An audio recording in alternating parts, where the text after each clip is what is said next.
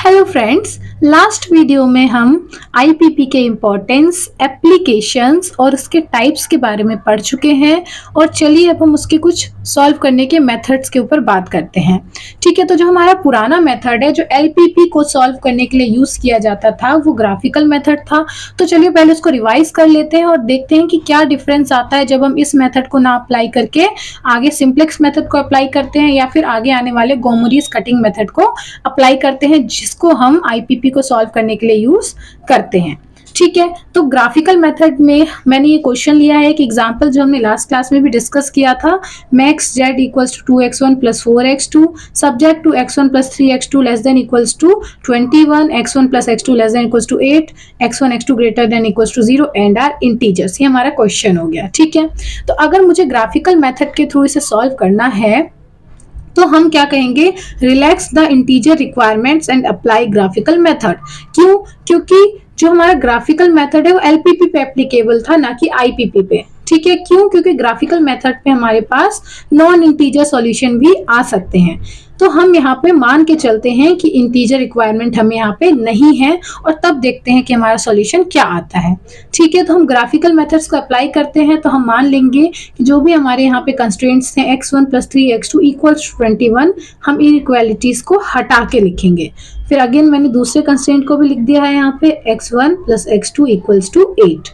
ठीक है, अब हम यहाँ से x1 और x2 में वैल्यूज पुट करके और यहाँ पे हम निकालते हैं। जैसे कि पहले मैंने x1 में 0 रखा तो जो मेरा x2 था वो 7 आ जाएगा। ठीक है, और जब मैं x2 में 0 रखूंगी तो x1 मेरा 21 आ जाएगा। तो ये मेरे दो कोऑर्डिनेट्स बन गए इस इक्वेशन के लिए, 0 7 और 21 0। ठीक है, x1 x2 की वैल्यूज है ना। अब अगेन इस वाली इक्वेशन के लिए भी हम निकालते हैं। एक बार x1 की जगह 0 रखेंगे तो x2 8 आएगा और फिर जब हम x2 की जगह 0 रखेंगे तो x1 8 आ जाएगा। तो जो हमें कोऑर्डिनेट्स मिलेंगे इस इक्वेशन के लिए वो हैं 0 8 और 8 0। तो चलिए अब हम उसको ग्राफ पे प्लॉट करके देखते हैं। ठीक है, तो ये रहा हमारा ग्राफ। और अगर हम यहाँ पे बात करते हैं 0 7 पॉइंट की तो 0 7 7 हमारा कहाँ आएगा, समथिंग यहाँ आएगा। तो दिस इज अवर पॉइंट 0 7। ठीक है, नेक्स्ट हमारा क्या था 21 0, तो 21 एंड 0, तो ये रहा हमारा दूसरा पॉइंट। ठीक है, तो चलिए अब हम इसको ज्वाइन कर देते हैं इन टू पॉइंट्स को। तो ये हमने ज्वाइन कर दिया इसे। सो हमारी इस इक्वेशन के लिए तो ये वाली लाइन बन गई। नेक्स्ट है हमारा 0 8 और 8 0, तो 0 8 यहाँ आ जाएगा और 8 0 यानी कि it will lie here something. ठीक है, तो ये रहा आपका 0 8 एंड दिस इज योर 8 0। इसको भी ज्वाइन कर देते हैं हम। ठीक है, तो अब ये हमने ज्वाइन कर दिया।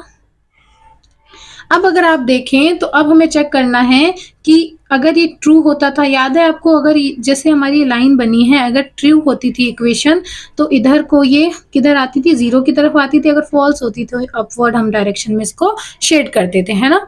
तो अब हम कर लेते हैं इसमें, जैसे कि हमारी पहली इक्वेशन है x1 plus 3x2 less than equals to 21। तो x1 की वैल्यू हम पुट करते हैं 0 plus 7 3 21 less than equals to 21। Yes, it is true. ठीक है, और दूसरी इक्वेशन के लिए भी आप चेक कर सकते हैं x1 21 plus 0 less than equals to 21, this is also true. तो यानी कि जो हमारी फर्स्ट इक्वेशन यानी कि फर्स्ट इक्वेशन के लिए ये वाला ग्राफ बना था, this is for x1 plus 3x2 equals to 21 के लिए, तो यहाँ से हमारे जो एरोज आएंगे कुछ इस तरीके से आ जाएंगे। ठीक है, सेकेंड इसके लिए अगर हम चेक करते हैं तो x1 क्या था हमारे पास, 0 plus 8 less than equals to 8। Yes, it is true. फिर अगर हम देखते हैं 8 प्लस 0 इस वाले कोऑर्डिनेट से, तो it is also less than equals to 8, so it is also true. तो अगेन हमारे जो एरोज आएंगे वो किधर आएंगे, ओरिजिन की तरफ आएंगे। और जो हमारा फिजिबल रीजन होगा वो ये वाला रीजन हो जाएगा। ठीक है, तो लेट्स सपोज अगर हम इसकी नेमिंग कर दें 0 O A B and this is C। ठीक है, तो हमारा जो फिजिबल रीजन क्या हो जाएगा, O A B C। ठीक है, अब अगर हम इसके फिजिबल रीजन की बात करते हैं तो ये हमारे OABC यानी कि OABC रेक्टेंगल हमारा क्या है, फिजिबल रीजन है। तो अब इसके लिए हम क्या करेंगे, कॉर्नर पॉइंट्स को लिखेंगे। ठीक है, तो कॉर्नर पॉइंट्स कौन कौन से, एक तो 0 0 है, ओके, नेक्स्ट क्या है 8 0, देन क्या है 0 7, ठीक है। और एक और पॉइंट मुझे चाहिए जो मेरा ये वाला पॉइंट होगा, इंटरसेक्शन पॉइंट। तो हम इसको ऐसे ना निकाल के, हम कैसे निकालते हैं इसको, चलिए इंटरसेक्शन से निकाल लेते हैं।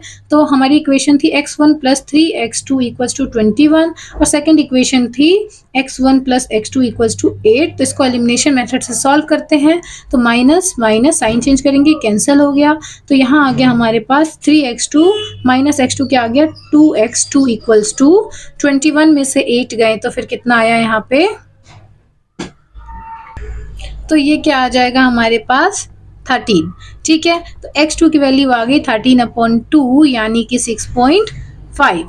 अब x1 अगर हम निकालते हैं तो x1 क्या आ जाएगा 8 - x2 यानी कि 8 - 6.5 यानी कि इसकी वैल्यू आ जाएगी 1.5, ठीक है। तो x2 हमारे पास आ गया 6.5, तो ये वाला जो पॉइंट बनेगा वो क्या बन जाएगा 1.5, 6.5, ठीक है।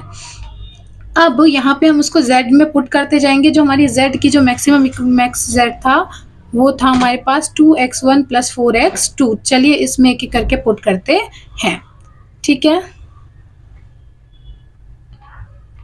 तो 2x1 + 4x2 एक एक करके पुट करके हम आंसर्स लिख लेंगे। 0 0 तो ये तो आ गया 0, 8 0 8 2 16, ठीक है। देन इसमें हम रखते हैं 7 4 28, ठीक है। और जब हम 1.5 2 × 1.5 + 4 6.5 तो इसका आंसर हमारे पास कितना आ जाएगा 29 आ जाएगा, ठीक है।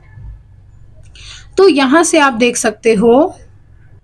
तो अब आप यहाँ देख लीजिए कि यहाँ कौन सी वैल्यू मैक्सिमम है। तो हमारा जो मैक्सिमम है वो ये रहा 29। तो हमारा जो मैक्स z आया है वो 29 आया है। कितने पे, x1 आया है 1.5 और x2 है 6.5, ठीक है। तो ये आपका LPP का आंसर तो हो सकता है। आप देखिए ये आपका LPP का आंसर तो हो सकता है। हमने यहाँ लिख लिया है मैक्स z = 29 और x1 = 1.5 एंड x2 = 6.5 यानी कि इन वैल्यूज पे हमारा मैक्सिमम z आया है, ठीक है। बट ये आपका LPP के लिए तो आंसर हो सकता है। बट अगर आप यहाँ अपने कंस्ट्रेंट की यानी कि रिस्ट्रिक्शंस की बात कर देते हो कि इनको इंटीजर्स पे होना चाहिए, है ना। तो ये जो वैल्यूज हैं वो x1 और x2 आपके ग्रेटर देन इक्वल टू 0 तो है। बट अगर हम देखें तो क्या ये इंटीजर्स हैं, तो दीज आर नॉट इंटीजर्स, ठीक है। तो यानी कि यहाँ से जो है आप IPP सॉल्व नहीं कर सकते, आपको पता चल गया होगा, ठीक है। तो ये हमारी सारी वैल्यूज को तो सेटिस्फाई नहीं कर रहा है। LPP की वैल्यू तो सेटिस्फाई हो रही है, LPP रिस्ट्रिक्शन सेटिस्फाई हो रही है, बट IPP के लिए इंटीजर नहीं होना चाहिए, इंटीजर होना चाहिए था। बट जो ये हैं वो इंटीजर नहीं है, यानी कि यहाँ से क्या पता चलता है कि IPP का सॉल्यूशन नहीं हो सकता। तो आगे अब हम बात करेंगे सिंप्लेक्स से कैसे इस आंसर को निकालना है और फिर हम देखेंगे कि IPP का इसका सही सॉल्यूशन क्या आने वाला है। तो आज के लिए इतना ही, मिलते हैं नेक्स्ट लेक्चर में।